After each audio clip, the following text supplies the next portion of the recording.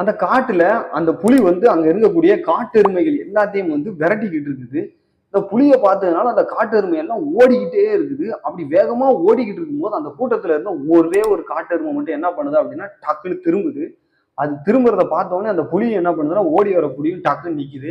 இப்ப இந்த புலியும் இந்த எருமையும் ஒன்ன பார்த்துக்கிட்டு இருக்குது.